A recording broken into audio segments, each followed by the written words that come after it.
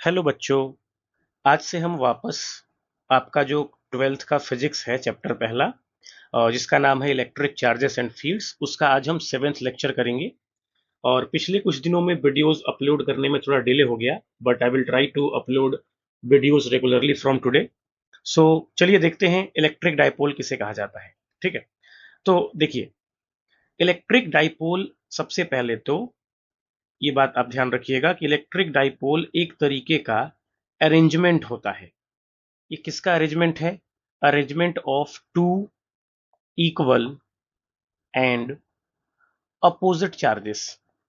मतलब अगर दो इक्वल और अपोजिट चार्जेस अवेलेबल हैं तो इनके अरेंजमेंट को ही हम क्या बोलते हैं? इलेक्ट्रिक डाइपोल बोलते हैं। तो इसको समझने के लिए आप एक डायग्राम के थ्रू समझिए।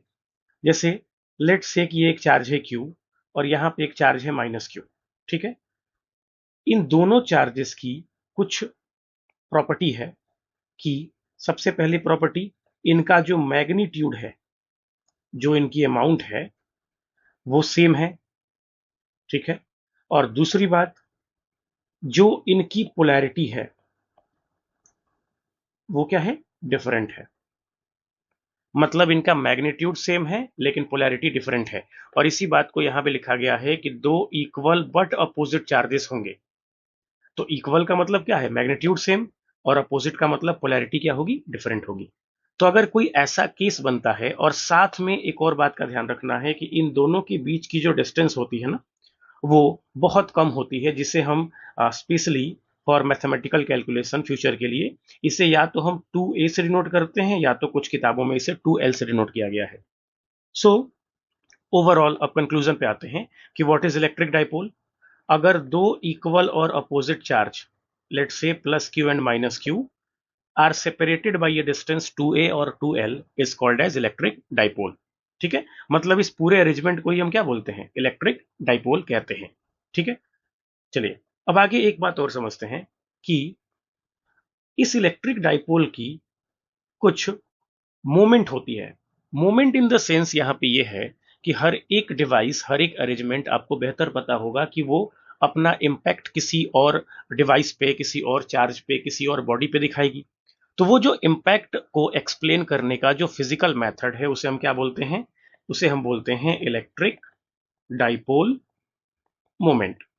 ठीक है, तो इलेक्ट्रिक डाइपोल मोमेंट एक फिजिकल क्वांटिटी है to express the amount, magnitude और the impact of the dipole on another charge, on another dipole. Okay, तो अब इस इलेक्ट्रिक डाइपोल मोमेंट को हम डिफाइन करने के लिए इसका मैथमेटिकली इसको हम डिफाइन करते हैं और हम ये कहते हैं कि electric dipole moment is defined as the product of magnitude of any one charge. मतलब कि आपने जो दो चार्ज यहाँ पे लिया हुआ है, एक प्लस क्यू और एक माइनस क्यू, इन दोनों में से आपको किसी एक का मैग्नीट्यूड लेना है, मतलब Q, और साथ में आप मल्टीप्लाई कर दो इन दोनों के बीच की डिस्टेंस से। तो अगर मान लो कि मैंने डिस्टेंस लिया है 2a, तो Q इंटू 2a को ही हम क्या बोलेंगे? हम बोलेंगे इलेक्ट्रिक डाइपोल मोमेंट, और इसे हम किससे डिनोट करते हैं? P से डिनोट करते हैं। ठीक है, अच्छा, एक बात का आपको और ध्यान रखना है। पहले मैं फॉर्मूला यहाँ पे नोट कर दे रहा हूँ आपके लिए। P is equal to q into 2a। ठीक है, ये तो आपका मेन फॉर्मूला हो गया in the term of scalar component और in the term of magnitude. Okay, अब अगर मुझे इसी बात को इन वेक्टर फॉर्म एक्सप्लेन करना हो, क्योंकि आप ये ध्यान रखिएगा कि जो इलेक्ट्रिक डाइपोल मोमेंट होता है ना, वो एक वेक्टर क्वांटिटी है। आप ये ना भूलें कि एक कौन सी क्वांटिटी है? वेक्टर क्वांटिटी है। इट मीन्स कि हमें इस फॉर्मूले को, जो फॉर्मूला मैंने यहाँ लिखा है, मुझे इस फॉर्मूले को किस फॉर्मेट में चेंज करना होगा? मुझे इस फॉर्मूले को वेक्टर क्वांटिटी के फॉर्म में चेंज करना होगा। तो चूंकि ये एक वेक्टर क्वांटिटी है, तो मेरे पास डायरेक्शन होना चाहिए। विदाउट डायरेक्शन वेक्टर क्वांटिटीज नहीं होती। तो मैं एक काम करता हूं, देखिए, मैं अगर ये कहूं कि डाइपोल मोमेंट की एक डायरेक्शन है जो पहले से स्पेसिफाइड है, और वो डायरेक्शन है माइनस क्यू से प्लस क्यू की तरफ, तो अगर इलेक्ट्रिक डाइपोल मोमेंट की डायरेक्शन को हम माइनस क्यू से प्लस क्यू की तरफ ले लें, तो उस केस में हम ये कह सकते हैं ना कि जो इन दोनों के बीच की डिस्टेंस है, या फिर जो स्ट्रेट लाइन डिस्प्लेसमेंट कह लो आप, that will be much better to tell. तो मैं ये कह सकता हूं कि ये जो लेंथ है, ये एक वेक्टर क्वांटिटी है।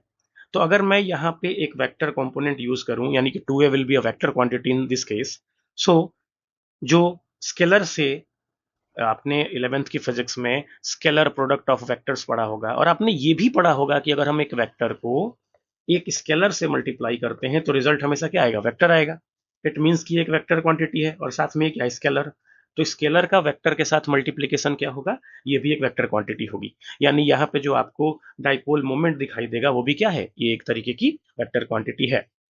और ध्यान रखना है कि इसकी डायरेक्शन किधर से किधर होती है, तो डायरेक्शन होती है from minus two plus charge. मतलब कि जो आपका डाइपोल होगा उसके नेगेटिव से पॉजिटिव की तरफ इसकी क्या होती है, डायरेक्शन होती है। ठीक है, तो ये तो रही बात आपके लिए इलेक्ट्रिक डाइपोल के बारे में और डाइपोल मोमेंट के बारे में।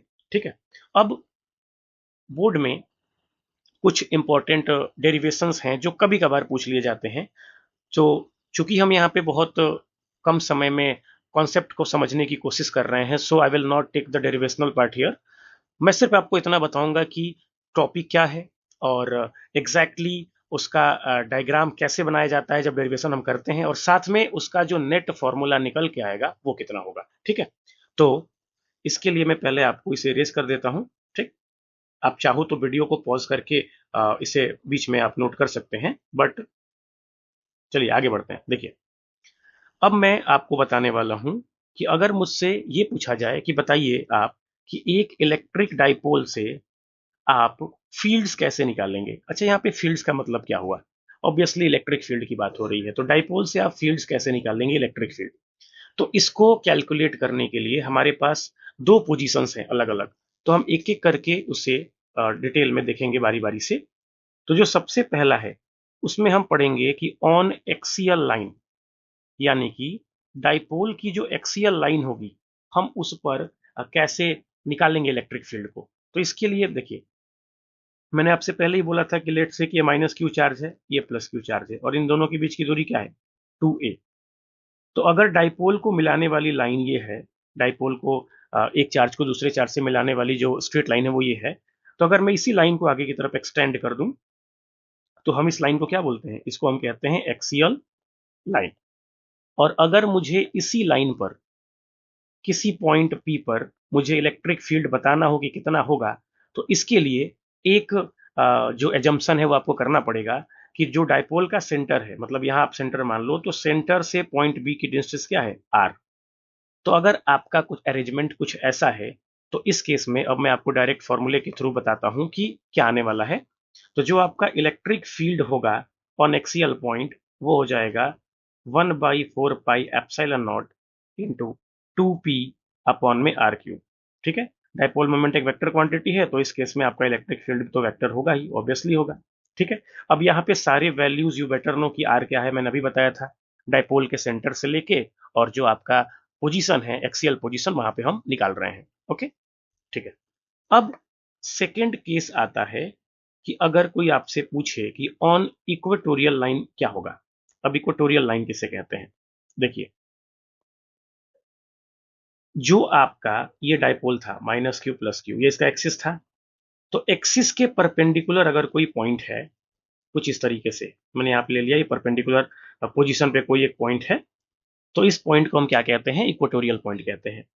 और इस इक्वेटोरियल पॉइंट पर अगर इलेक्ट्रिक फील्ड पूछे तो आपको पहले वाले केस की तरह ही इसमें भी डाइपोल के सेंटर से इसके डिस्टेंस को क्या इज्यूम करना है, आर इज्यूम करना है।